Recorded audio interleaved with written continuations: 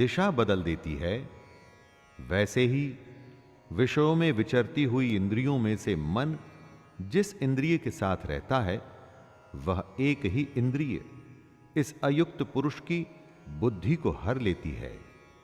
अगर वो क्रोध में है तो और कुछ भी नहीं सोच पाएगा, और अगर प्रेम में है तो उसे किसी बात की सुध भी नहीं रहेगी। जिस भी इंद्रिय के वश में होगा, उसे उसके अलावा कुछ भी समझ नहीं आएगा। इन इंद्रियों के नियंत्रण से निकल के इनको आपके नियंत्रण में रखिए दोस्तों, फिर देखिए आपके लिए क्या संभव है। सब कुछ संभव हो जाएगा। तस्माद्यस्य महाबाहो निगृहीतानि सर्वशः इन्द्रियाणीन्द्रियार्थेभ्यस्तस्य प्रज्ञा प्रतिष्ठिता।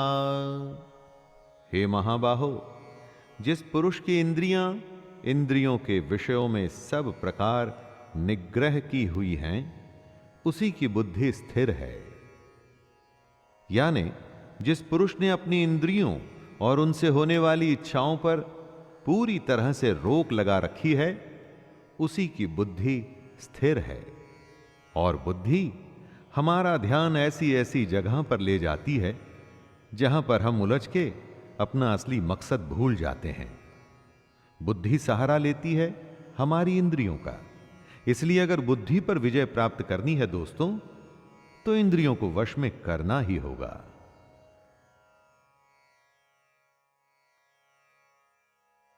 या निशा सर्वभूतानां तस्यां जागर्ति संयमी यस्यां जाग्रति भूतानि सा निशा पश्यतो मुनेः। संपूर्ण प्राणियों के लिए जो रात्रि के समान है, उस नित्य ज्ञान स्वरूप परमानंद की प्राप्ति में स्थित प्रज्ञ योगी जागता है। और जिस नाशवान सांसारिक सुख की प्राप्ति में सब प्राणी जागते हैं, परमात्मा के तत्व को जानने वाले मुनि के लिए वह रात्रि के समान है। दोस्तों, कृष्ण की यह बात गहरी है और समझनी पड़ेगी। जो सबके लिए रात है, उस रात में योगी परमात्मा के लिए, ज्ञान के लिए जागता है और साधना करता है। और जो सबके लिए सांसारिक सुख है, जिसके लिए संसार में हर कोई जागता है, वो सुख योगी के लिए रात के समान है।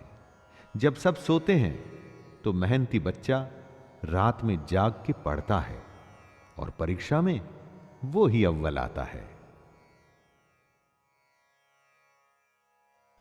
आपूर्यमाणमचल प्रतिष्ठं समुद्रमापः प्रविशन्ति यद्वत् तद्वत् कामायं प्रविशन्ति सर्वे स शान्तिमाप्नोति न कामकामी। जैसे नाना प्रकार की नदियों के जल सब ओर से परिपूर्ण अचल प्रतिष्ठा वाले समुद्र में उसको विचलित न करते हुए ही समा जाते हैं, वैसे ही सब भोग जिस स्थित प्रज्ञ पुरुष में किसी प्रकार का विकार उत्पन्न किए बिना समा जाते हैं, वही पुरुष परम शांति को प्राप्त होता है, भोगों को चाहने वाला नहीं। नदियां समुद्र को विचलित अर्थात उसे डिस्टर्ब नहीं करती, उसी तरह से स्थिर बुद्धि वाले पुरुष में सारी इच्छाएं, सारे भोग समा जाते हैं और उसे विचलित नहीं करते। कई बार किसी के कहने पर आपको बुरा लगता है और आप अपना आपा खो देते हैं। इसका मतलब आपका अपने ऊपर नियंत्रण नहीं है। ऐसा समुद्र बनिए जिसमें कोई भी नदी किसी भी तरह की गाली या कोई कमेंट आपको कभी भी विचलित न कर पाए। विहाय कामान्यः सर्वान् पुमांश्चरति निःस्पृहः निर्ममो निरहंकारः स शान्तिमधिगच्छति। जो पुरुष संपूर्ण कामनाओं को त्याग कर ममता रहित, अहंकार रहित और स्पृहा रहित हुआ विचरता है, वही शांति को प्राप्त होता है, अर्थात वो शांति को प्राप्त है। कामना का, इच्छा का त्याग करना है, उससे मोह नहीं रखना है, घमंड नहीं करना है, दुनिया में रहकर भी दुनिया से अलग रहना है। ऐसे ही इंसान को शांति प्राप्त होती है। कामयाब वही होता है जो परेशान हुए बिना अपनी धुन में, अपने काम में लगा रहता है।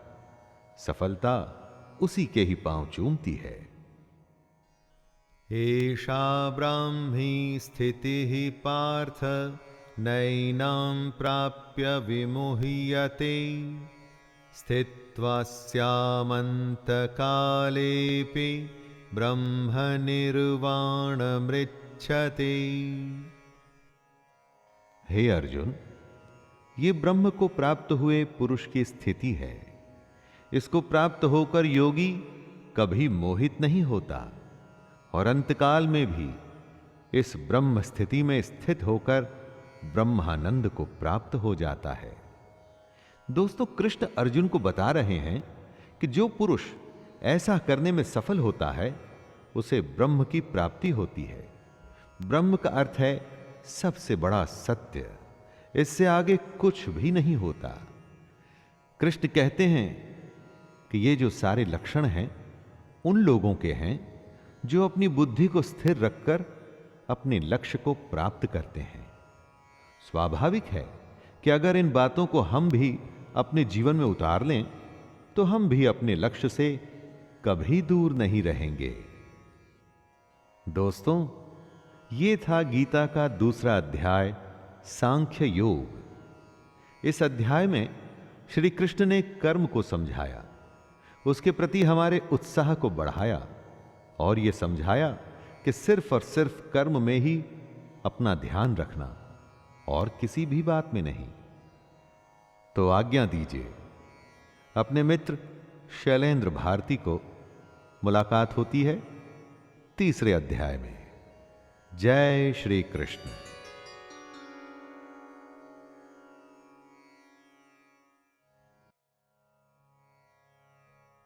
भगवत गीता अध्याय 3, कर्म योग। कर्म तो हर पल हर समय हम सब करते हैं। ऐसा कोई क्षण संभव नहीं कि जब हम कर्म किए बिना रह सकें। कुछ कर्म झूठ और फरेब से भरे होते हैं और कुछ कर्तव्य के लिए किए जाते हैं। तो फिर ऐसे कौन से कर्म हैं जो हमें हमारे लक्ष्य तक ले जाएंगे? उसी के एनालिसिस श्री कृष्ण हमारे लिए करेंगे और हम उसे आम जन जन की भाषा में, यानी कि आपकी ही बोली में आपके लिए लाए हैं। मैं शैलेंद्र भारती प्रणाम के साथ गीता के अध्याय 3 को प्रस्तुत करता हूं। अर्जुन उवाच ज्यायसि चेत्कर्मणस्ते मता बुद्धिर्जनार्दन तत्किं कर्मणि घोरे मां नियोजयसि केशव। अर्जुन पूछते हैं, हे जनार्दन, यदि आपको कर्म के मुकाबले ज्ञान बेहतर लगता है तो फिर हे केशव, मुझे भयंकर कर्म में क्यों लगाते हैं? कृष्ण ज्ञान को कर्म से अधिक बेहतर बताते हैं। तो उस हालत में यह सवाल उचित बनता है कि वह अर्जुन को कर्म करने के लिए, मतलब युद्ध करने के लिए क्यों कह रहे हैं? क्योंकि अगर ज्ञान की ही बात है तो वो तो अर्जुन कृष्ण से ले ही रहे हैं। तो अपनों को मारने के ऐसे भयंकर युद्ध में कृष्ण उन्हें क्यों लगा रहे हैं? दोस्तों, कितनी ही बार हमारे मन में ऐसे प्रश्न आते हैं कि कर्म आखिर क्यों करना? व्यामिश्रेणेव वाक्येन बुद्धिं मोहयसीव मे तदेकं वद निश्चित्य येन श्रेयो हमाप्नुयाम। कृष्ण की बात सुन के अर्जुन की बुद्धि मोहित हो रही थी। समझने के बजाय वो और ज्यादा उलझ रहा था। इसलिए अर्जुन कृष्ण से कहता है, एक बात बताइए प्रभु, जिससे मेरी उलझन दूर हो सके। अर्जुन कहना चाहते हैं कि भगवान कंफ्यूज मत करिए, मेरी दुविधा को दूर करके कोई एक बात बताइए जिस पे मैं चल सकूं। कृष्ण ने जो बातें बताई वो गूढ़ हैं, कॉम्प्लिकेटेड हैं, गहरी हैं। ऊपर से देख के ऐसा लगता है कि ये तो बस ज्ञान की बातें हैं, इन पर चलें तो चलें कैसे। यही दुविधा अर्जुन की भी है और कृष्ण उत्तर दे रहे हैं। श्री भगवानुवाच लोकेऽस्मिन् द्विविधा निष्ठा पुरा प्रोक्ता मया नघ ज्ञानयोगेन सांख्यानां कर्मयोगेन योगिनाम्। श्री भगवान अर्जुन से कहते हैं कि इस दुनिया में दो प्रकार की निष्ठा, दो प्रकार के विश्वास हैं। एक तो है सांख्य योग, जिसका रिश्ता ज्ञान से है, और दूसरा है कर्म योग, जिसका कि लेना देना सिर्फ कर्म से है। निष्ठा का अर्थ है कुछ भी करने की सबसे परिपक्व अवस्था, पराकाष्ठा। अपनी इंद्रियों को वश में कर परमात्मा में ध्यान लगाना ज्ञान योग से होता है, और इसको कहते हैं संन्यास या सांख्य योग। और दूसरा होता है कर्म योग, मतलब निष्काम कर्म करके फल में आसक्ति न रखना।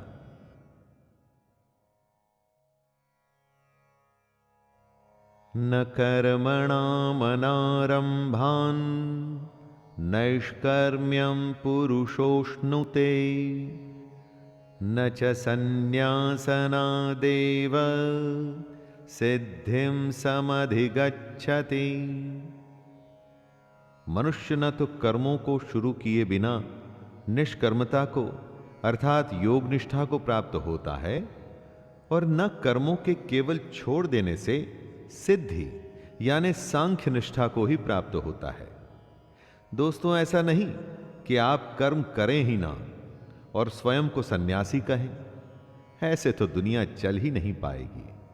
अपने कर्तव्य को छोड़ यदि आप सन्यासी बन जाते हैं और आप समझते हैं कि आपको मोक्ष मिल जाएगा ना, तो वो संभव नहीं है।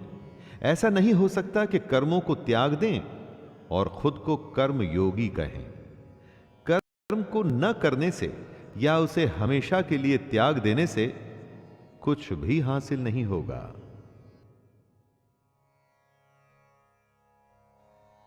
नहि कश्चित् क्षणमपि जातु तिष्ठत्य कर्मकृत् कार्यते ह्यवशः कर्म सर्वः प्रकृतिजैर्गुणैः। ऐसा हो ही नहीं सकता कि मनुष्य किसी भी काल में क्षण मात्र भी बिना कर्म किए रह जाए। हमारी दुनिया ऐसी है, हम चाहें या न चाहें कर्म तो हमें करना ही पड़ेगा। कर्म न करना भी कर्म करना ही है। जिस तरह हम इस दुनिया में आए हैं, जिस तरह से प्रकृति ने हमें, नेचर ने हमें बनाया है, उसका गुण यही है कि हम हर समय कर्म करें।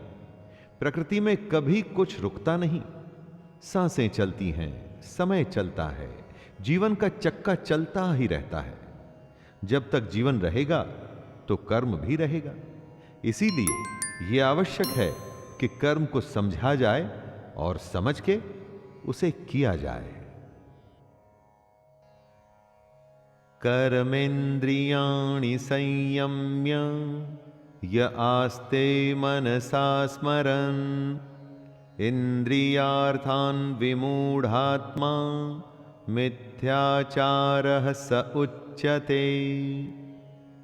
जो सिर्फ दिखावे के लिए अपनी इंद्रियों को जबरदस्ती ऊपर से रोक कर, लेकिन अंदर मन से हमेशा उन्हीं के बारे में सोचता है, वह मिथ्याचारी अर्थात दंभी कहा जाता है।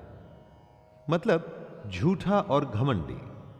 खाना खाने से तो मना कर दिया, लेकिन हमेशा खाने और उसके स्वाद के बारे में ही सोचता रहे, तो यह कैसा उपवास हुआ? इसे व्रत नहीं माना जाएगा। कितने ही साधु सन्यासी आपको मिलेंगे जो कहते हैं कि उन्होंने दुनिया को त्याग दिया है, कर्म को त्याग दिया है, लेकिन अगर उनके मन में इस दुनिया के लिए अभी भी लालसा है, इच्छा है, तो कृष्ण उन्हें झूठा और पाखंडी बताते हैं। यस्त्विन्द्रियाणि मनसा नियम्यारभतेऽर्जुन कर्मेन्द्रियैः कर्मयोगम् असक्तः स विशिष्यते। हे अर्जुन, जो पुरुष सच्चे मन से इंद्रियों को कंट्रोल में कर उनसे बिना लगाव लगाए काम करता है, वो ही कर्मयोग का पालन करता है, वही श्रेष्ठ है। कृष्ण एक तरह से चेतावनी दे रहे हैं कि इंद्रियों को वश में तो करना ही है, परंतु साथ ही साथ मन का उन इंद्रियों से किसी भी विषय से लगाव नहीं होना चाहिए। उसे ही कर्म योग माना जाएगा। जब इंद्रियां वश में होती हैं तो आप कुछ भी करने में संभव होते हैं। किसी भी तरह की कोई बाधा, डिस्टरबेंस आपको आपके काम से रोक नहीं सकती। और अगर आप इंद्रियों के वश में हैं तो चाहे वो स्वादिष्ट खाने की महक ही क्यों ना हो, कोई रूपसी नारी ही क्यों ना हो, आसपास का शोर ही क्यों ना हो, छोटी या बड़ी हर बाधा आपको आपका काम करने से रोकेगी। नियतं कुरु कर्म त्वं कर्म ज्यायो ह्यकर्मणः शरीरयात्राणि च ते न प्रसिद्धयेद कर्मणः। हे अर्जुन, तू केवल कर्तव्य निभा, क्योंकि कर्म न करने के मुकाबले कर्म करना बेहतर है, तथा कर्म न करने से तेरा जिंदा रहना भी तो पॉसिबल नहीं। अर्थात तू शस्त्र उठा और युद्ध कर, अपना कर्म कर, क्योंकि यह कर्म न करने से कहीं अच्छा है। कहने का अर्थ है कि कर्म तो बहुत सारे हैं, लेकिन उसमें से एक चुना हुआ है। उस चुने हुए को ही निर्धारित कर्म कहते हैं। अपनी मर्जी से अगर आप कर्म चुन लेंगे तो उसे निर्धारित नहीं माना जाएगा।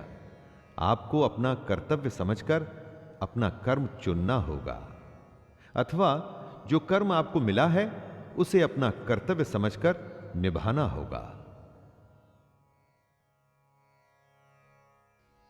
यज्ञार्था कर्मणोऽन्यत्र लोकोऽयं कर्म बन्धनः तदर्थं कर्म कौन्तेय मुक्तसंगः समाचर।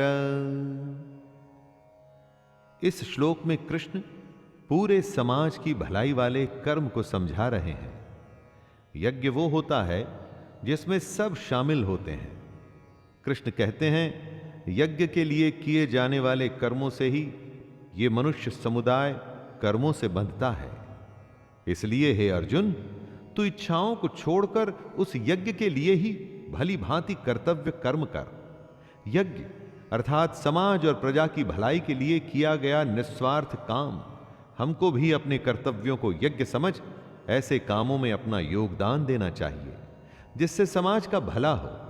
अगर हम सब अपने काम को यज्ञ समझ उसे सम्मान पूर्वक करें तो सबका भला होगा।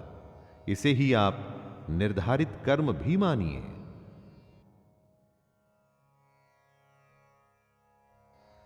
सह यज्ञः प्रजाः सृष्टा पुरोवाच प्रजापतिः अनेन प्रसविष्यध्वमेष वोस्त्विष्ट कामधुक्। प्रजापति ब्रह्मा ने इस दुनिया की शुरुआत में यज्ञ को रचकर अपनी जनता से कहा कि तुम लोग इस यज्ञ द्वारा वृद्धि को प्राप्त हो, और यह यज्ञ तुम लोगों को इच्छित भोग प्रदान करेगा। घरों में जो यज्ञ किए जाते हैं उन्हें एक धार्मिक कर्म कांड न समझकर उसकी इंपॉर्टेंस समझनी चाहिए। यज्ञ हमारे संस्कारों का एक संगठित रूप है। संस्कार मतलब काम करने का सबसे उत्तम तरीका। यज्ञ से हम हर विधि को, संस्कार को एकदम उचित तरीके से पूरा कर अपने कर्म को शुरू करते हैं। यज्ञ एक तरीके से हमें रास्ता दिखाता है। अगर आगे भी संस्कारों का पालन होगा तो ध्येय अर्थात गोल, हमारा एम जरूर पूरा होगा। देवान् भावयतानेन ते देवा भावयन्तु वः परस्परं भावयन्तः श्रेयः परमवाप्स्यथ। ब्रह्मा कहते हैं कि यज्ञ से सब लोगों को, देवताओं को खुश करना चाहिए, और फिर वो देवता खुश होके हम सबकी भलाई करेंगे। इस प्रकार निस्वार्थ भाव से एक दूसरे को उन्नत करते हुए तुम लोग परम कल्याण को प्राप्त हो जाओगे। यज्ञ तरीका है देवताओं को खुश करने का, और उसके बदले में देवता आपको खुश रखते हैं, आपकी उन्नति करते हैं। इसलिए काम शुरू करने से पहले, कुछ भी शुभ करने से पहले ईश्वर का नाम लेने का विधान है।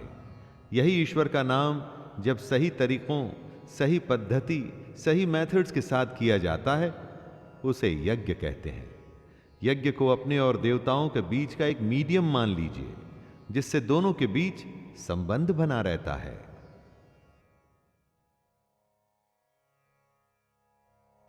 इष्टान् भोगान् हि वो देवा दास्यन्ते यज्ञभाविताः तैर्दत्तान् प्रदायैभ्यो यो भुङ्क्तेस्तेन एव सः।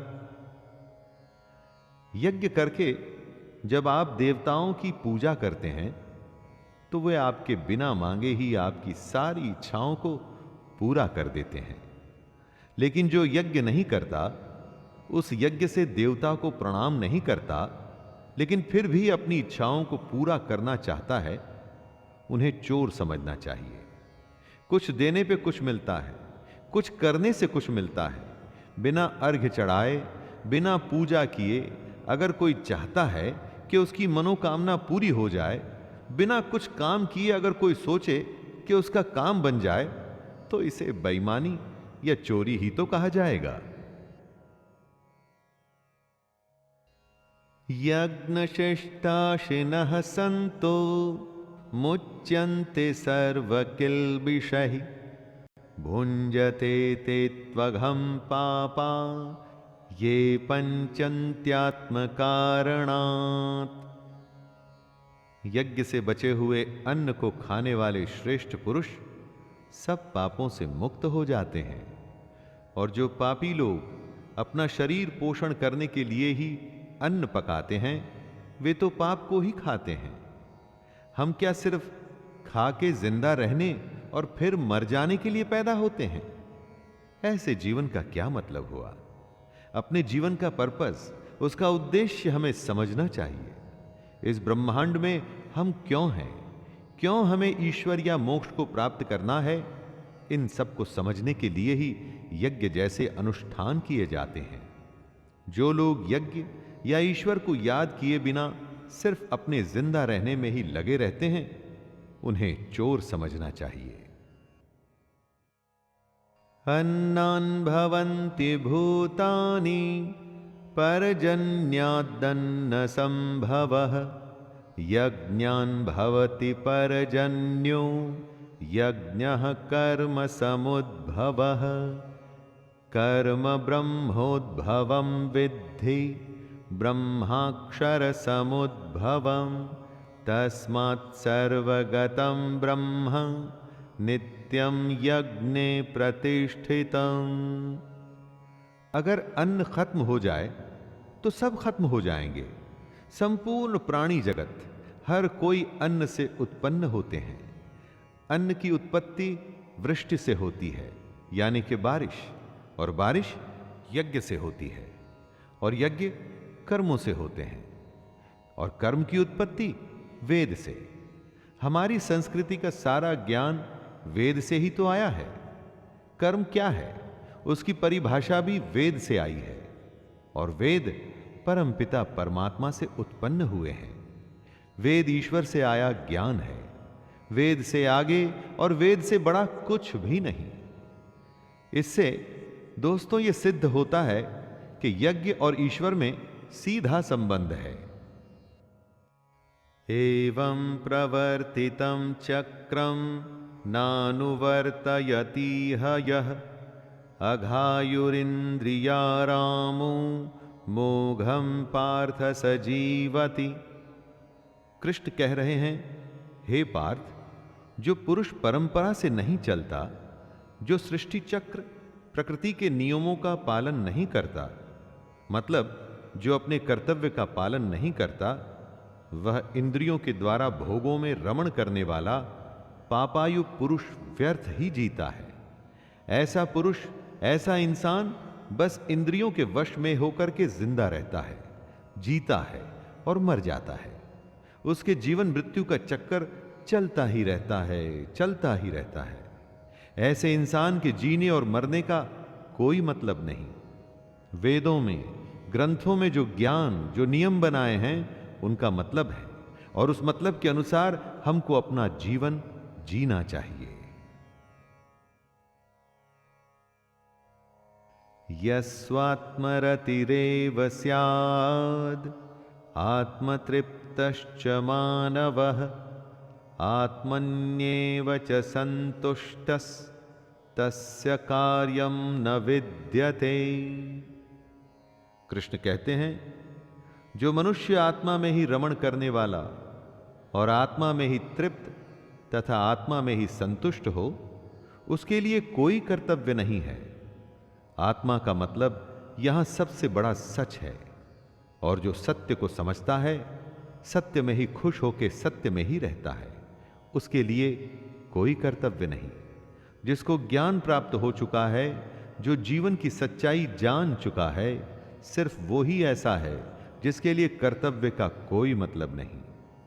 लेकिन ऐसा कोई लाखों करोड़ों में ही एक होता है। बाकी हम सबके लिए कर्तव्य ही सब कुछ है।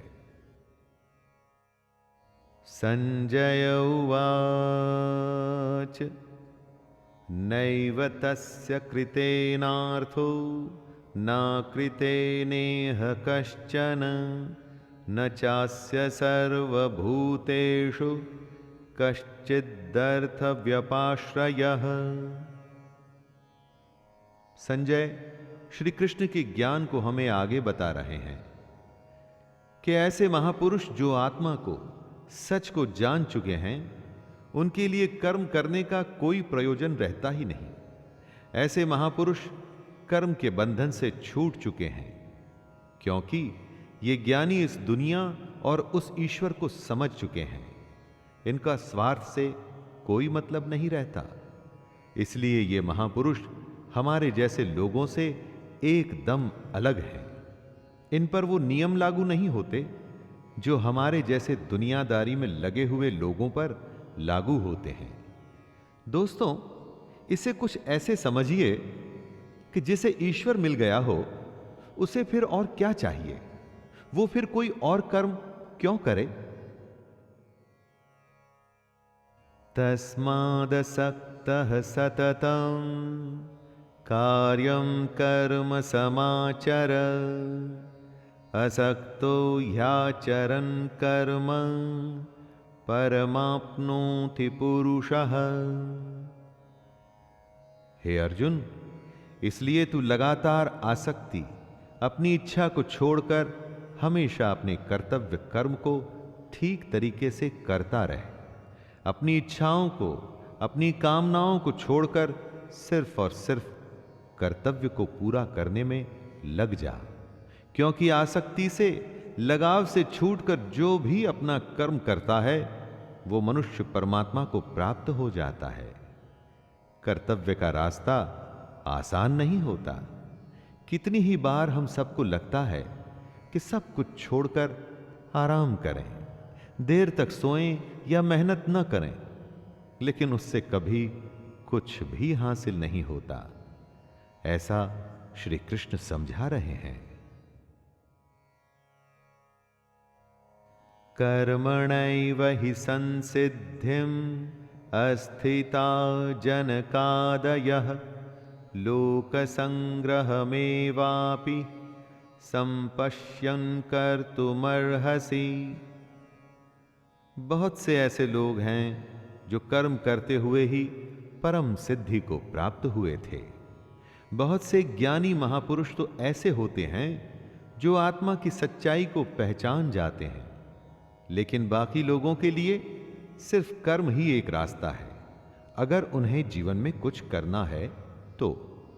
अगर आप चाहते हैं कि आपके जीवन का कोई मतलब हो, जन्म लेना, जिंदा रहना और फिर मर जाना, इस बेकार जीवन से बचकर अगर आप कुछ करना चाहते हैं तो आसक्ति यानी अटैचमेंट से बचते हुए आपको अपना कर्म करना चाहिए और अपने कर्तव्य को पूरा करना चाहिए। यद्यदाचरति श्रेष्ठस्तत्तदेवेतरो जनः स यत्प्रमाणं कुरुते लोकस्तदनुवर्तते। लीडर जो होता है ना, वो आगे चलता है और बाकी सब उसके पीछे पीछे। इसलिए आपको यह फैसला करना है कि आप आगे चलने वाले हैं या पीछे। कृष्ण कहते हैं कि श्रेष्ठ पुरुष जो जो आचरण करता है, अन्य पुरुष भी वैसा वैसा ही आचरण करते हैं। वो जो कुछ प्रमाण कर देता है, समस्त मनुष्य समुदाय उसी के अनुसार बरतने लग जाता है। कहने का अर्थ है, जो हमारे आदर्श होते हैं हम उन्हीं को फॉलो करते हैं। किसी भी फील्ड को ले लीजिए, कुछ ऐसे लोग होते हैं जो उस फील्ड में सर्वश्रेष्ठ होते हैं और पूरी दुनिया उन्हीं के जैसा करने की कोशिश करती रहती है। लीडर एक होता है और फॉलोअर्स अनगिनत। तो दोस्तों, आप क्या बनना चाहते हैं, आगे या पीछे? यानी कि आप आगे चलना चाहते हैं या सबके पीछे? न मे पार्थास्ति कर्तव्यं त्रिषु लोकेषु किंचन नानवाप्तमवाप्तव्यं वर्त एव च कर्मणि। कृष्ण कहते हैं, हे अर्जुन, मेरा इन 3 लोकों में कुछ भी कर्तव्य नहीं है और ना ही ऐसी कोई वस्तु है जिसे मैं प्राप्त नहीं कर सकता, तो भी मैं कर्म में ही बरतता हूं। श्री कृष्ण से बड़ा लीडर कौन होगा दोस्तों? लेकिन वो भी कर्म करते हैं, वो भी कर्म करते हुए अपने कर्तव्य का निर्वाह करते हैं। कृष्ण ने महाभारत में भाग लेने से मना नहीं किया। उनकी नारायणी सेना कौरवों के साथ थी, लेकिन वो खुद अर्जुन के साथ, वो अर्जुन के सारथी बने। जब कृष्ण अपना कर्म करके अपने कर्तव्यों को पूरा कर रहे हैं, तो हम कौन होते हैं, हम क्या हैं, फिर हम क्यों न करें? यदि हय्यहं न वर्तेयं जातु कर्मण्यतन्द्रितः मम वर्तमानुवर्तन्ते मनुष्याः पार्थ सर्वशः। कृष्ण कहते हैं, हे पार्थ, अगर मैं कर्मों को करने में सावधानी न बरतूं तो बड़ा अनर्थ हो जाएगा। हर कोई श्री कृष्ण को फॉलो करता है। अगर आपका लीडर ही कुछ नहीं करेगा, अगर भगवान ही कुछ नहीं करेंगे, तो मनुष्य तो सब कुछ करना छोड़ देंगे। जो सबसे बड़ा होता है, लीडर होता है, सर्वश्रेष्ठ होता है, सब उसके पीछे चलते हैं। अब अगर कृष्ण ये सोचते कि मैं तो भगवान हूं और मैं कर्म नहीं करूंगा, तो उन्हें किसी और को ज्ञान देने का क्या अधिकार रह जाता? ईश्वर होते हुए भी उन्होंने अपने हर कर्तव्य का पालन किया। कर्म से कभी पीछे नहीं हटे। उनके पग चिन्हों पर ही अब हमें चलना है और कोशिश करनी है सर्वश्रेष्ठ बनने की। यदि उत्सिदेयुरिमे लोका न कुर्यां कर्म चेदहम संकरस्य च कर्तास्याम् उपहन्यामि महाप्रजाः। कृष्ण बता रहे हैं, यदि मैं कर्म न करूं तो ये सब मनुष्य नष्ट भ्रष्ट हो जाएं और मैं संकरता का करने वाला होऊंगा तथा मेरी वजह से सारी प्रजा नष्ट हो जाएगी। अगर कृष्ण कर्म नहीं करेंगे तो दोस्तों दुनिया खत्म हो जाएगी, मनुष्य नष्ट हो जाएंगे। सोचिए, ये दुनिया उन्हीं की तो लीला है, माया है, खेल है, और जिसने खेल को रचा है अगर वो ही अपना कर्म नहीं करेगा तो दुनिया में क्या बचेगा? चाहे वो ईश्वर हो या साधारण इंसान, नियम तो सब पर लागू होते हैं। अगर कर्म का नियम है तो वो कृष्ण को भी करना पड़ेगा और हमें और आपको भी। सक्तः कर्मण्य विद्वांसो यथा कुर्वन्ति भारत कुर्याद्विद्वांस तथा सक्तः चिकीर्षुर्लोक संग्रहम्। हे भारत, जिनमें समझ नहीं होती ना, वो कर्म में आसक्त होकर काम करते हैं। विद्वानों को, समझदारों को बिना लगाव के कर्म करना चाहिए। क्या यज्ञ करने से हम ज्ञानी हो जाते हैं? कर्म को सही विधि करने से क्या हम ज्ञानी हो जाते हैं? नहीं, कर्म करना है लेकिन उससे आसक्ति, अटैचमेंट नहीं रखनी, और ऐसा करना आसान नहीं है। अगर कोई ऐसा ज्ञानी है जिसका कि कर्मों से कोई लेना देना नहीं, जैसे कि साधु, सन्यासी, जिनकी कर्म में आसक्ति नहीं, तो ऐसे लोगों को समाज सेवा में लग जाना चाहिए। ये उनके लिए कहा गया है जिन्हें लगता है कि दुनिया छोड़ सन्यासी बनने से उन्हें भगवान या सत्य की प्राप्ति हो जाएगी। न बुद्धि भेदम जनयेद ज्ञानां कर्म संगिनां जोषयेत् सर्वकर्माणि विद्वान् युक्तः समाचरन्। जो ज्ञानी हैं, जिन्हें ईश्वर की सच्चाई मालूम हो चुकी है, उनकी यह जिम्मेदारी बन जाती है कि उनके काम करने के तरीके से कहीं किसी और के मन में कर्म के प्रति अश्रद्धा, अपमान सब पैदा न हो जाए। आप किसी ज्ञानी को देख ये सोच सकते हैं कि वो कुछ करते ही नहीं, तो मैं भी ना करूं। इसलिए ये उन ज्ञानियों, महापुरुषों के लिए जरूरी है कि वो ऐसा उदाहरण सामने रखें जिससे हर कोई अपना कर्म, अपना कर्तव्य करने के लिए प्रेरित हो। दोस्तों, साधु को देख अगर सब अपना परिवार छोड़कर दुनिया छोड़ने लगे तो दुनिया चल नहीं पाएगी।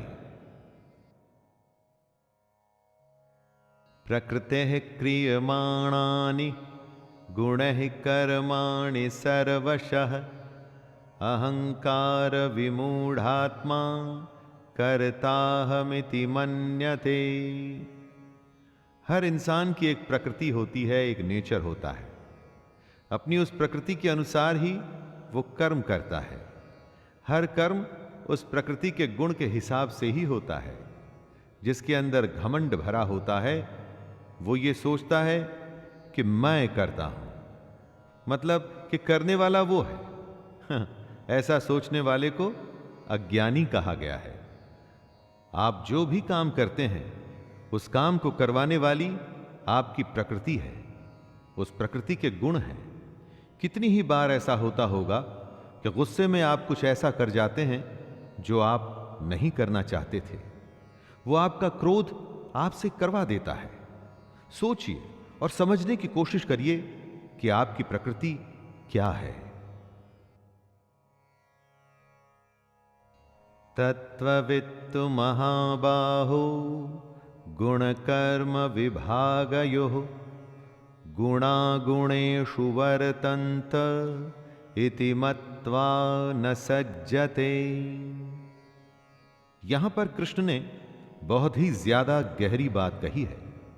सात्विक, राजसिक और तामसिक 3 तरह की प्रवृत्तियां होती हैं। फिर उनके गुण विभाग और कर्म विभाग होते हैं। इस तरह से समझ लीजिए कि अलग अलग नेचर के एट्रीब्यूट्स होते हैं। इन्हीं गुणों की वजह से आप कर्म करते हैं। जैसे अगर तामसिक गुण रहेगा तो आप आलस या नींद या इसी तरह के बुरे कर्म करेंगे। राजसी गुण वाला बात बात पर शौर्य बहादुरी दिखाने की कोशिश करेगा। जो ज्ञानी होते हैं वो जानते हैं कि यही गुण उनसे कर्म करवा रहे हैं, और जो ज्ञानी नहीं होते, हम जैसे ज्यादातर लोग, वो समझते हैं सब कुछ वो ही कर रहे हैं। प्रकृतेर्गुण सम्मूढ़ाः सज्जन्ते गुणकर्मसु तान् कृत्स्नविदो मन्दान् कृत्स्नविन्न विचालयेत्। कर्म में लगे हुए ज्ञानियों को यह जानना चाहिए कि गुण ही उनसे कर्म करवाते हैं, वो खुद कुछ भी नहीं करते। और जब ज्ञानी इस बात को समझ लें तो ये उनकी जिम्मेदारी होती है कि वो अज्ञानियों को समझाए कि कर्म ही उनका धर्म है। ज्ञानी अर्थात कि पहुंचे हुए लोग, ये लोग जान जाते हैं कि उनके अंदर के गुण आते जाते रहते हैं, बदलते रहते हैं, और इन्हीं गुणों के अनुसार उनके कर्म भी बदलते रहते हैं। इसीलिए वो इन कर्मों को करने वाला खुद को कभी नहीं मानते, बस काम करते हैं और बाकी सब कुछ ईश्वर को सौंप देते हैं। दोस्तों, हमें भी बस कर्म करके बाकी सब कुछ उस पर छोड़ देना चाहिए। मयि सर्वाणि कर्माणि सन्नः यस्याध्यात्मचेतसा निराशीर्निर्ममो भूत्वा युध्यस्व विगतज्वरः।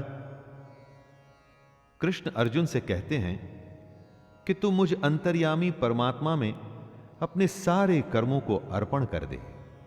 आशा को छोड़, ममता को छोड़ और दुख को दूर करके युद्ध कर। दोस्तों, अपने सारे कर्म हमें भगवान को सौंप देने चाहिए। कोई आशा नहीं, ममता नहीं और कोई दुख नहीं, कुछ भी भाव नहीं होना चाहिए। तू जा, बस युद्ध कर। इसी को आप फॉर्मूला मान लीजिए सफलता का। जी हां, सफलता का। कुछ भी करने का, आगे बढ़ने का, आशा ममता दुख सब कुछ भूल के बस काम में लग जाइए और उन्नति करते जाइए।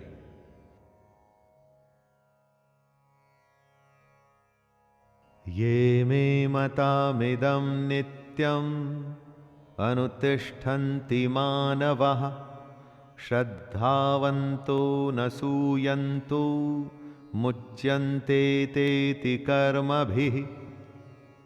जीवन का मकसद है मोक्ष प्राप्त करना, जीने मरने के चक्कर से बचना। निष्काम कर्म का अगला कदम वही होता है।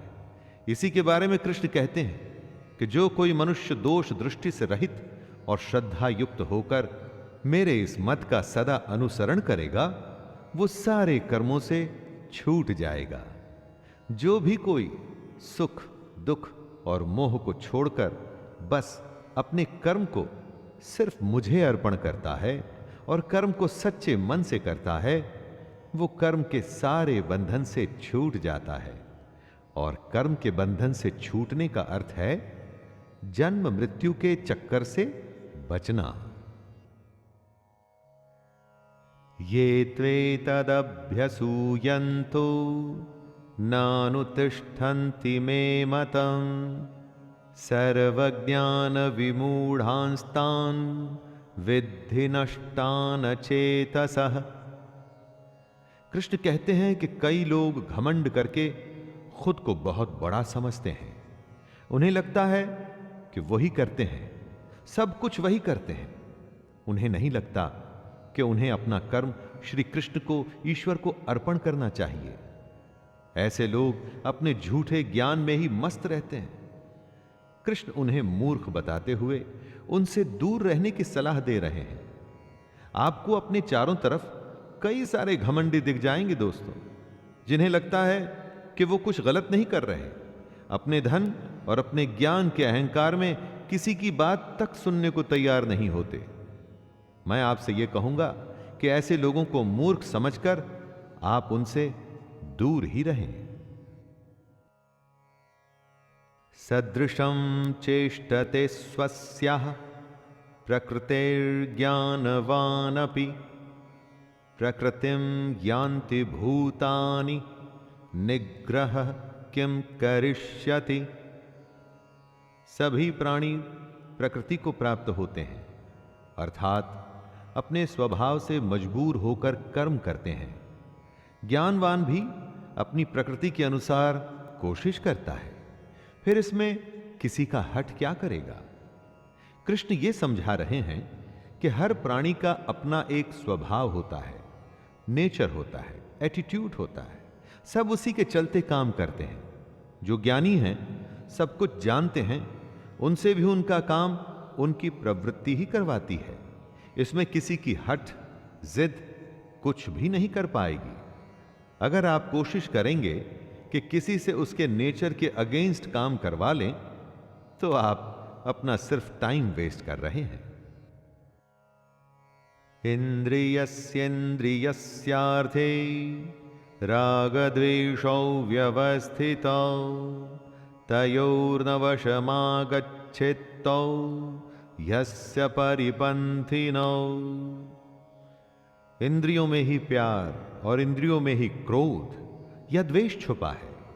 मनुष्य को उन दोनों के वश में नहीं होना चाहिए, क्योंकि वे दोनों ही इसके कल्याण मार्ग में विघ्न करने वाले महान शत्रु हैं। अर्थात इंद्रियों में ही हर तरह का भाव छुपा है, अच्छा भाव भी और बुरा भाव भी। अच्छे और बुरे दोनों ही भावों में हमें नहीं फंसना चाहिए, क्योंकि इसी फंसने से ही हमारे मोह की शुरुआत होती है और फिर इन इंद्रियों के चक्कर में हम फंसते हुए चले जाते हैं और कभी भी निकल नहीं पाते। काम, क्रोध, मद, लोभ और मोह को हमें अपना शत्रु मानना चाहिए। श्रेयान् स्वधर्मो विगुणः परधर्मात् स्वनुष्ठितात् स्वधर्मे निधनं श्रेयः परधर्मो भयावह। कृष्ण कहते हैं, अच्छी प्रकार आचरण में लाए हुए दूसरों के धर्म से गुण रहित भी अपना धर्म अति उत्तम है। अपने धर्म में तो मरना भी कल्याणकारक है और दूसरे का धर्म भय को देने वाला है। हर किसी को अपना कर्तव्य, अपना कर्म और अपना धर्म ही करना चाहिए। कृष्ण कहते हैं कि अगर अपने धर्म के लिए मरना भी पड़े तो भी अच्छा है, लेकिन कभी किसी दूसरे के धर्म को स्वीकार नहीं करना चाहिए। कोई बेहद कमजोर, जिसे खुद पर विश्वास न हो, दूसरे के धर्म को अपनाता है। जिसमें थोड़ा सा भी आत्मसम्मान होता है ना, वो कभी दूसरे के धर्म को नहीं अपनाता।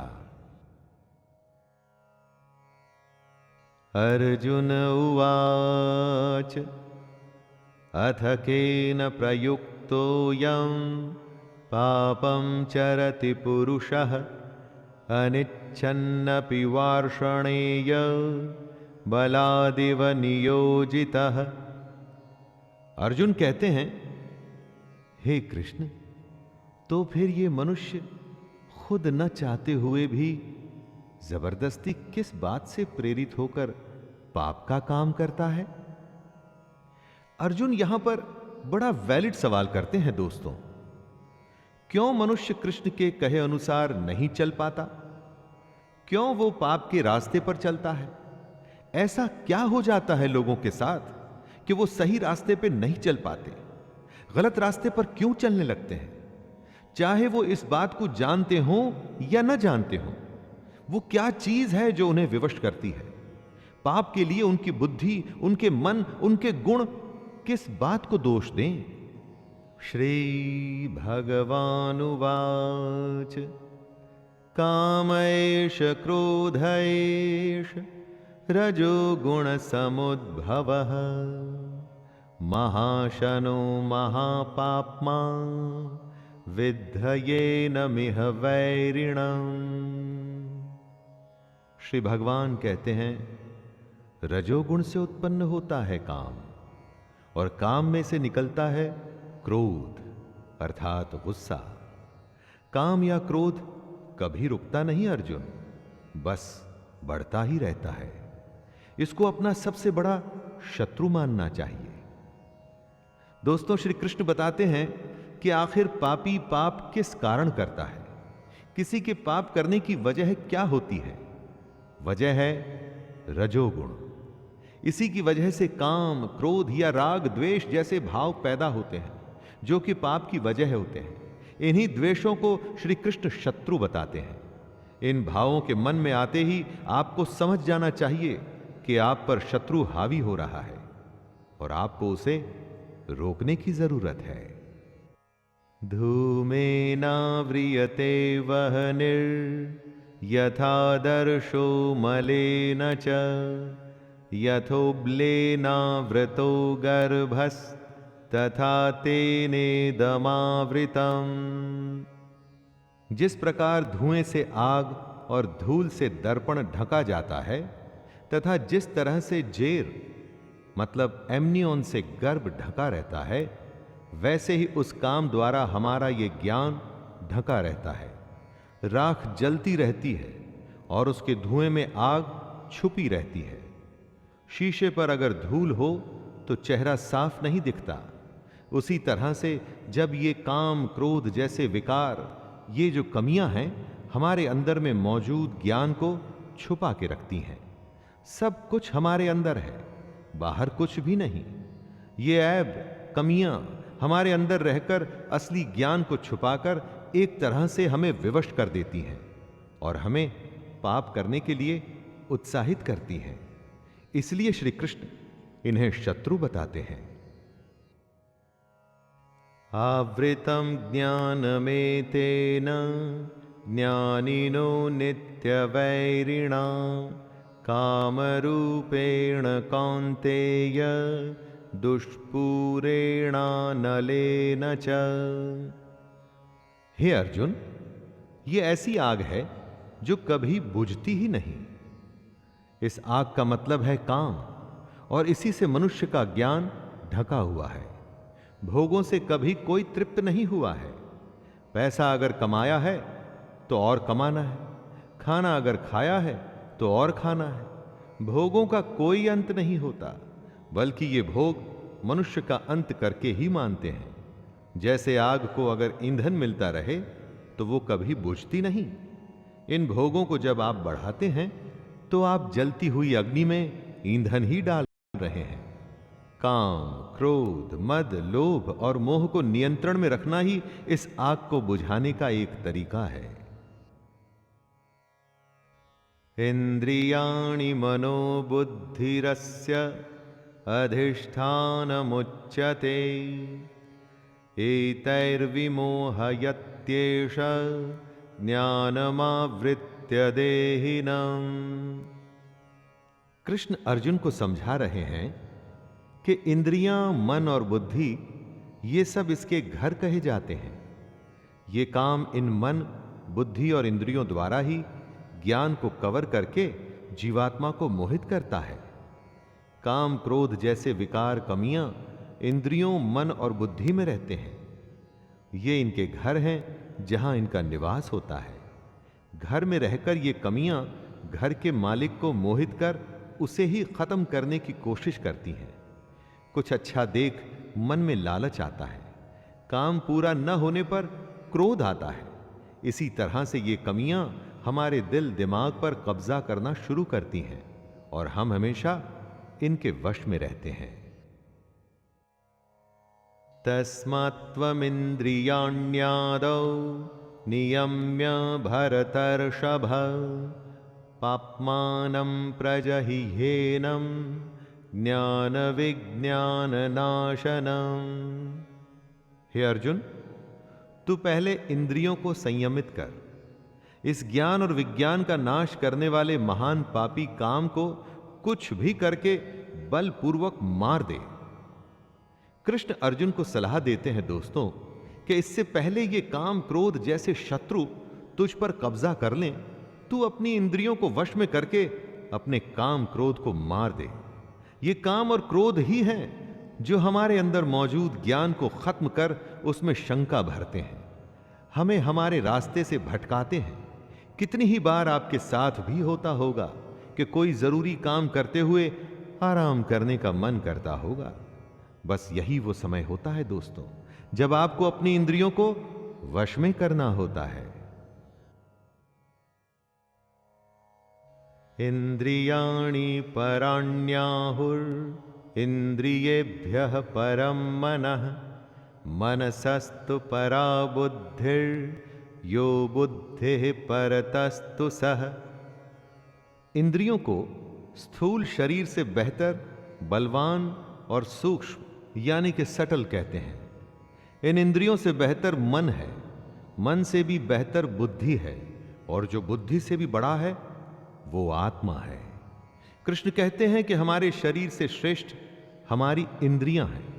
सही बात है, किसी भी शरीर को उसकी इंद्रियां पल भर में वश कर लेती हैं, लेकिन इंद्रियों से बड़ा मन है। आप अपने मन से इंद्रियों को कंट्रोल कर सकते हैं, और मन से बड़ी बुद्धि है।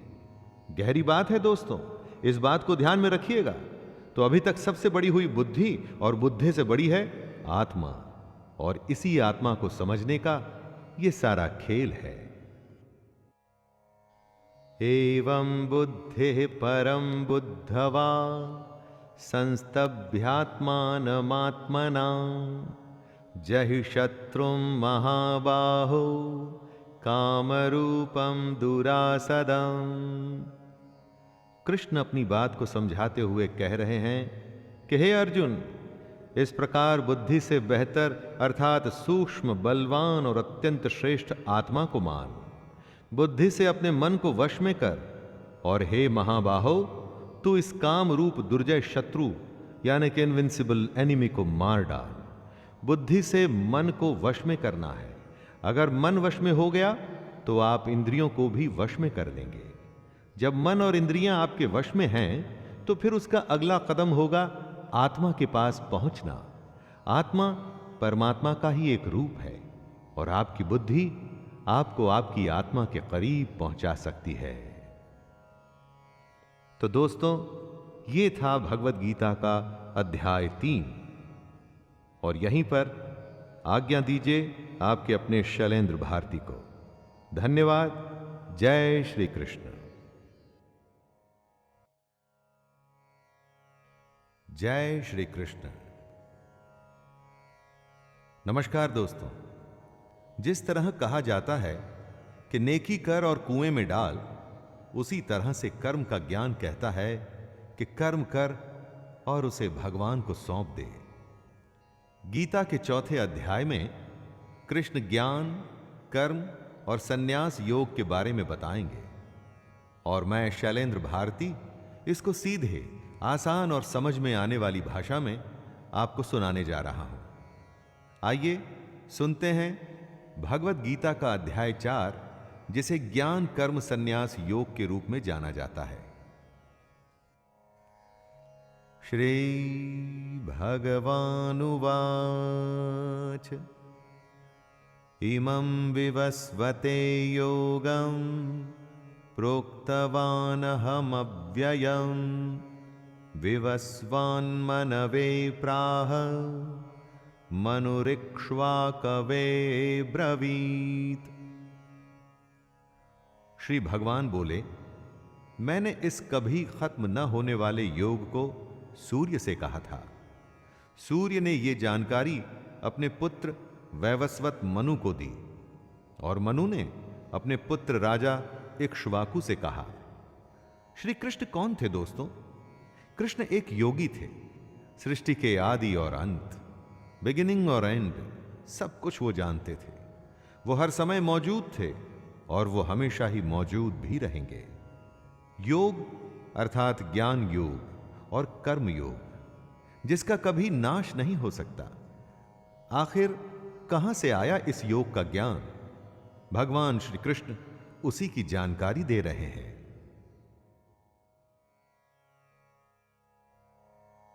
एवं परंपरा प्राप्तम् इमं राजर्षयो विदुः सकाले नेह महता योगो नष्टः परंतप।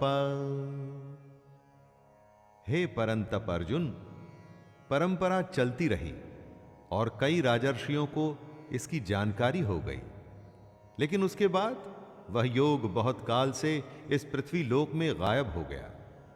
ज्ञान कहीं न कहीं से आता है और उसके बाद वो धीरे धीरे फैलना शुरू होता है।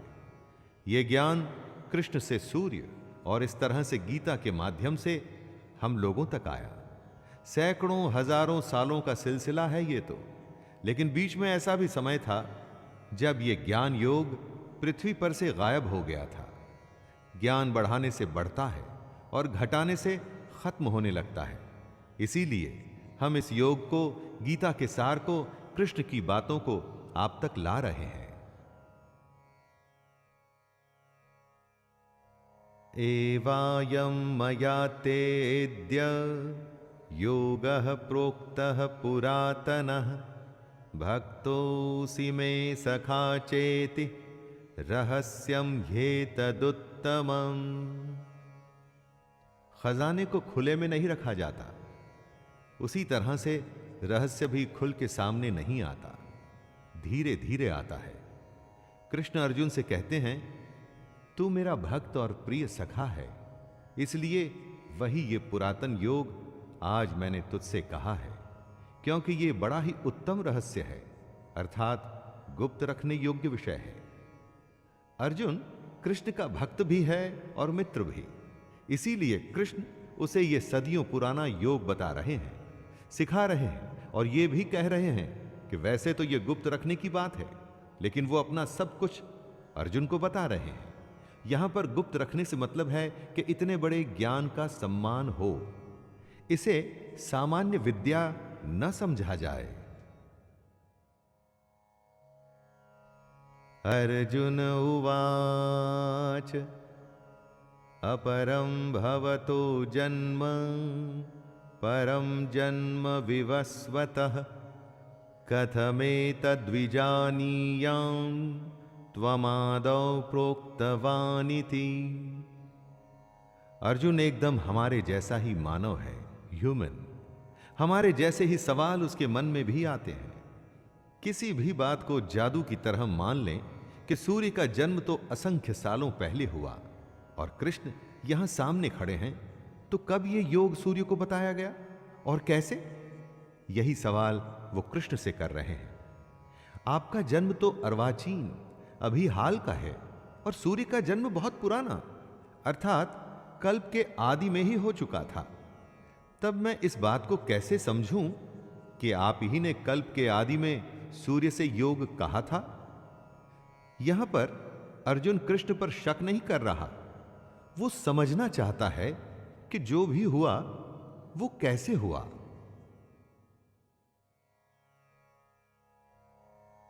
श्री भगवानुवाच बहूनि मे व्यतीतानि जन्मानि तव चार्जुन तान्यहं वेद सर्वाणि न त्वं वेत्थ परन्तप। दोस्तों, भक्त नहीं जानता, लेकिन भगवान सब जानता है।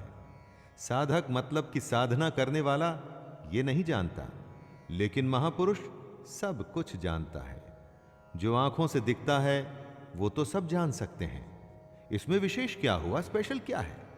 जो अव्यक्त है यानी अनएक्सप्लेन्ड है, उसे सिर्फ ज्ञानी और महापुरुष ही जानते हैं। श्री भगवान बोले, हे परंतप अर्जुन, मेरे और तेरे बहुत से जन्म हो चुके हैं, उन सबको तू नहीं जानता, किंतु मैं जानता हूं। यही कृष्ण कह रहे हैं कि अर्जुन, उनको साधारण जन्म लेने वाला, हमारे जैसे शरीर वाला न समझे। दोस्तों, ये बात हमारे लिए भी आवश्यक है कि कृष्ण को हम कैसे और क्या समझें।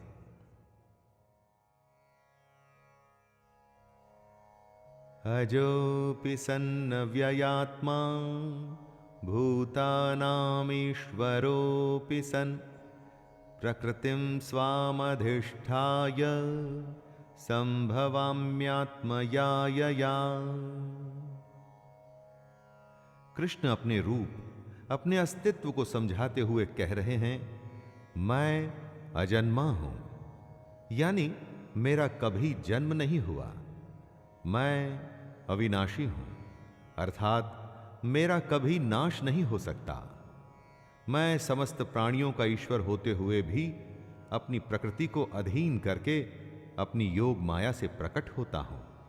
जिसका जन्म होता है उसकी मृत्यु निश्चित है। तो जिसे अर्जुन देख रहा था वो क्या था? क्योंकि वो तो कभी जन्मे ही नहीं। तो कृष्ण की एग्जिस्टेंस क्या थी? वो थी कृष्ण की योग माया। अपनी माया से कृष्ण ने खुद को ही प्रकट किया था। मनुष्यों में वो मनुष्यों जैसे आए थे ताकि हम सब के बीच हमारे जैसे जीवन जी सकें। यदा यदा हि धर्मस्य ग्लानिर्भवति भारत अभ्युत्थानमधर्मस्य तदात्मानं सृजाम्यहम्। हे भारत, जब जब धर्म की हानि होती है, अधर्म बढ़ जाता है, तब तब ही मैं अपने रूप को रचता हूं और इस दुनिया के सामने प्रकट होता हूं। हर काल में धर्म का नाश होता है, यानी कि अधर्म, करप्शन, पाप बढ़ने लगता है। तब किसी न किसी की जरूरत पड़ती है दोस्तों, जो आए और सब कुछ ठीक करे। जब जब धर्म खतरे में आता है, तब तब कृष्ण अपना एक रूप रचते हैं और हमारे बीच में प्रस्तुत होते हैं, प्रकट होते हैं। और इसी प्रकट होने को ही अवतार कहते हैं।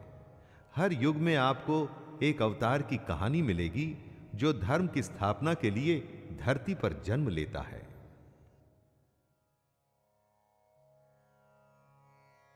परित्राणाय साधूनां विनाशाय च दुष्कृतां धर्म संस्थापनार्थाय संभवामि युगे युगे।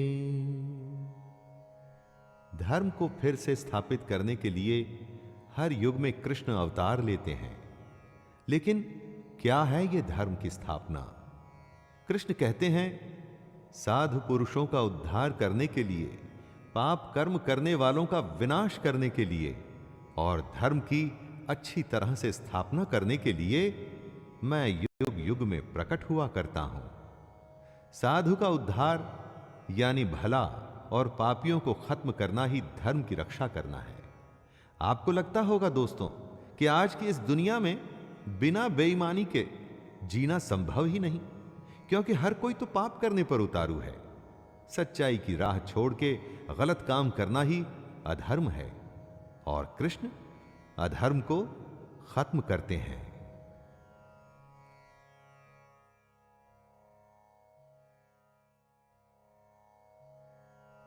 जन्म कर्म च मे दिव्यम् एवं यो वेत्ति तत्त्वतः त्यक्त्वा देहं पुनर्जन्म नैति मामेति सोऽर्जुन। कृष्ण कहते हैं कि उनका जन्म अलौकिक है, यानी इस लोक का नहीं। जैसे हम सबका जन्म होता है वैसे कृष्ण का जन्म नहीं हुआ। जो ये बात समझ लेता है वो शरीर को त्याग कर फिर जन्म को प्राप्त नहीं होता, बल्कि वो सीधे कृष्ण को ही प्राप्त होता है। मनुष्य के जन्म का एक तरीका है, हम वो ही समझ सकते हैं, लेकिन कृष्ण, उनका जन्म दिव्य और अलौकिक होता है। डिवाइन और इस दुनिया से अलग। इसीलिए उनके अस्तित्व को आसानी से नहीं समझा जा सकता। लेकिन जो भी कोई इस बात को समझ जाता है, वो भी जन्म और मृत्यु के चक्कर से निकल सीधा कृष्ण को ही प्राप्त होता है। ज्ञान की बात है तो आसानी से कैसे समझ में आएगी दोस्तों? और अगर समझ आ गई तो फिर किसी ज्ञान की जरूरत ही नहीं रहेगी। वीतराग भय क्रोधा मन्मया मामुपाश्रिताः बहवो ज्ञान तपसा पूता मद्भावमागताः। जिनमें मोह, गुस्सा और डर खत्म हो चुका है, जो कृष्ण से प्रेम करते हैं, जो कृष्ण के भक्त हैं, उनके कहे ज्ञान पर सच्चे मन से चलते हैं, वो कृष्ण को ही प्राप्त हो जाते हैं। जिन्होंने अपने अंदर के मोह, गुस्से या डर जैसे भावों को खत्म कर दिया है, यानी कि अपनी इंद्रियों को वश में कर लिए हैं और खुद को जो कृष्ण को सौंप चुके हैं, उन्हें भगवान की प्राप्ति हो चुकी है, उन्हें मोक्ष मिल चुका है। इस दुनिया में रह के उस दुनिया की बात आप समझेंगे कैसे दोस्तों? अगर उसकी माया समझनी है तो पहले अपनी फीलिंग्स और अपनी इंद्रियों को कंट्रोल करिए।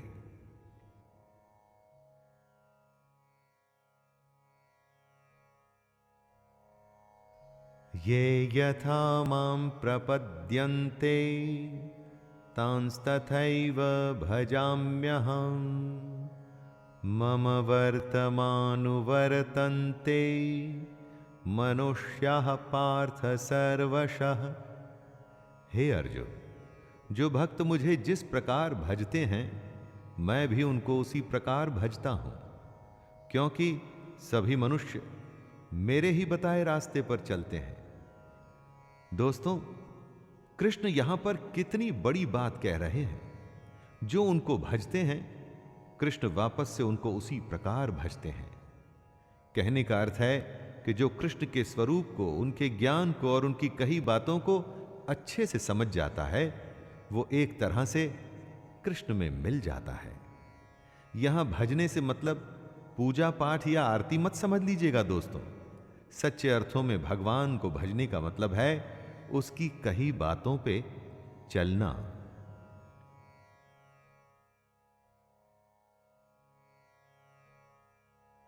कांक्षन्तः कर्मणां सिद्धिं यजन्त इह देवताः क्षिप्रं हि मानुषे लोके सिद्धिर्भवति कर्मजा। कृष्ण कहते हैं, इस दुनिया में जिनको अपने कर्मों का फल चाहिए होता है, वो देवताओं का पूजन किया करते हैं, क्योंकि उन्हें कर्मों से पैदा होने वाली सिद्धि जल्दी मिल जाती है। जो लोग कृष्ण के कहे अनुसार कर्म करते हैं और साथ में देवताओं की पूजा करते हैं, उन्हें उनके कर्मों के फल जल्दी मिल जाते हैं। सच्चे मन से सिर्फ कर्म करना, कर्म करते हुए फल की ही नहीं, देवता और ईश्वर को भी याद रखना, ऐसे करने पर फल जल्दी मिलता है। कर्म किया है तो फल तो आएगा ही, चाहे अच्छा या बुरा। लेकिन अगर कर्म करते हुए मन में भगवान है तो फल अवश्य अच्छा और जल्द आएगा।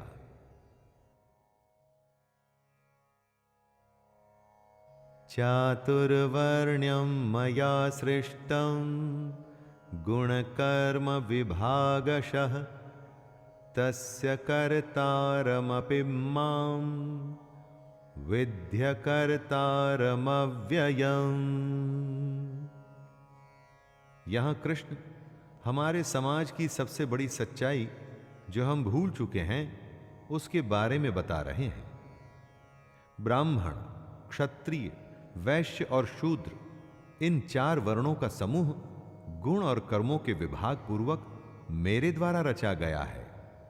इस प्रकार उस सृष्टि रचनादि कर्म का कर्ता होने पर भी मुझ अविनाशी परमेश्वर को तू वास्तव में अकर्ता ही जान। जिसे हम जात या जाति कहते हैं, वो आपके गुण और कर्म पर निर्भर करती है दोस्तों। जन्म पर नहीं। हो सकता है कि आपका जन्म एक अच्छे घर में हुआ हो, आपके माता और पिता अच्छे इंसान हो, लेकिन अगर आप धूर्त हैं, झूठ बोलते हैं या गलत काम करते हैं, तो क्या आपको भी सच्चा और अच्छा कहा जाएगा? ना, कभी नहीं।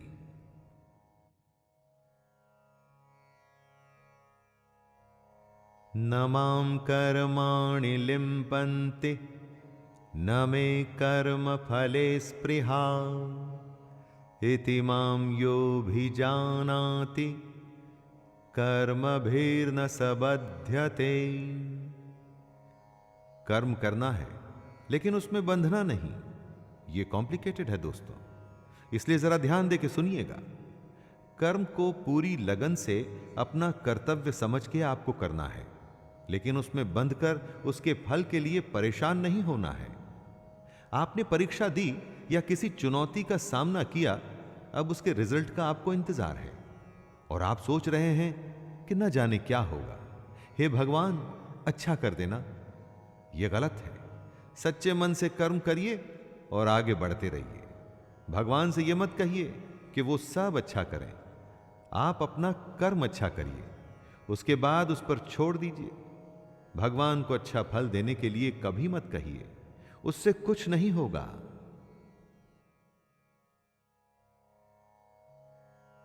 एवं ज्ञात्वा कृतं कर्म पूर्वैरपि मुमुक्षुभिः कुरु कर्मैव तस्मात् त्वं पूर्वैः पूर्वतरं कृतं।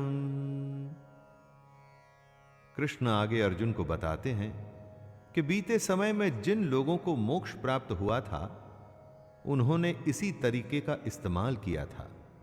और इस समय में अगर अर्जुन तुझे भी मोक्ष की इच्छा है, तो तुझे भी इसी तरीके से चलना पड़ेगा। कृष्ण पूर्वजों के तरीके को समझाते हुए अर्जुन से कह रहे हैं दोस्तों कि उससे पहले भी कितने ही लोग निष्काम कर्म को समझ ईश्वर को प्राप्त हुए थे। उसी तरह से अर्जुन को भी इस बने बनाए तरीके पे चल ईश्वर को पाना चाहिए। दुनिया कितनी भी बदल जाए, दुनिया के नियम नहीं बदलते। जैसे जन्म और मृत्यु अटल है, उसी तरह से मेहनत करने पर अच्छा फल मिलेगा, ये भी अटल है। किम कर्म किम कर्मेति कवयोप्यत्र मोहिताः तत्ते कर्म प्रवक्ष्यामि यज्ञ ज्ञात्वा मोक्षसे शुभात्। कंफ्यूजन की स्थिति को दूर करते हुए भगवान श्री कृष्ण कहते हैं, कर्म क्या है और अकर्म क्या है। इस प्रकार इसका निर्णय करने में बुद्धिमान पुरुष भी मोहित हो जाते हैं। इसलिए वह कर्म तत्व मैं तुझे भली भांति समझाकर कहूंगा, जिसे जानकर तू अशुभ से अर्थात कर्म बंधन से मुक्त हो जाएगा। आखिर कर्म होता क्या है? कुछ भी करने को क्या कर्म कहते हैं? हर समय हम इस शब्द का इस्तेमाल करते हैं, परंतु कृष्ण कर्म और अकर्म का भेद खोलेंगे और समझाएंगे कि कैसे इसको समझकर आप कर्म योग में लग सकते हैं और अपने जीवन में आगे बढ़ सकते हैं। कर्मणो ह्यपि बोद्धव्यम बोद्धव्यम च विकर्मणः अकर्मणश्च बोद्धव्यम गहना कर्मणो गतिः। कर्म क्या है यह समझना चाहिए और अकर्म क्या है यह भी समझना चाहिए, और साथ में विकर्म का स्वरूप भी जानना चाहिए, क्योंकि कर्म बहुत ही कॉम्प्लिकेटेड चीज है। 3 शब्दों में कहा है कृष्ण ने, कर्म, अकर्म और विकर्म, यानी कुछ करना, कुछ न करना